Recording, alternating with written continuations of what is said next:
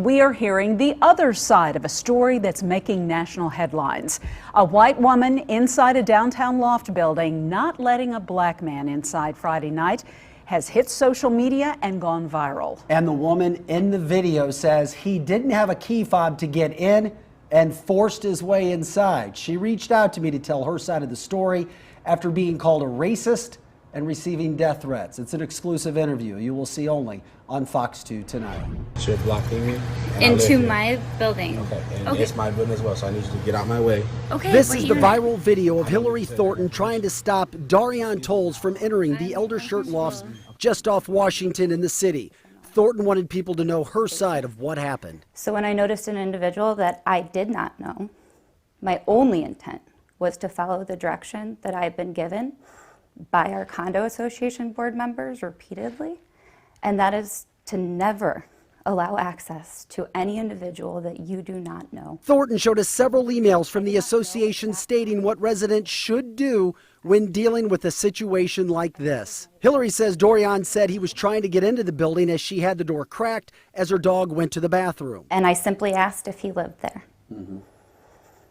Because the direction from the condo association is so repeated that if you don't know the person, you do not let them in. Thornton adds she told him she couldn't let him in, then asked if he had a key fob. That's the only indicator that any resident has that they live in that building.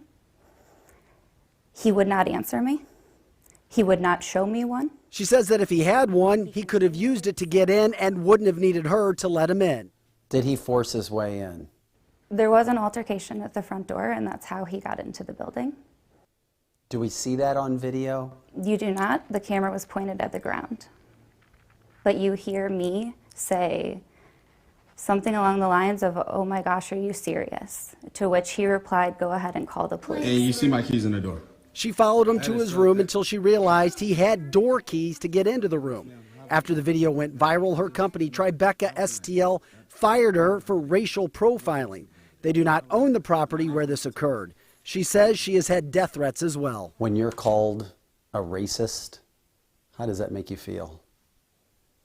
There are truly no words. That is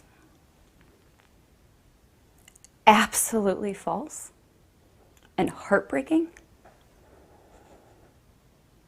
And those are words that truly cut deep. Thornton, who is still legally married to an African-American man, says she would not change one thing about what she did Friday night. Loft resident Lynn Schlosser was mugged 1 year ago in front of the same building's front door.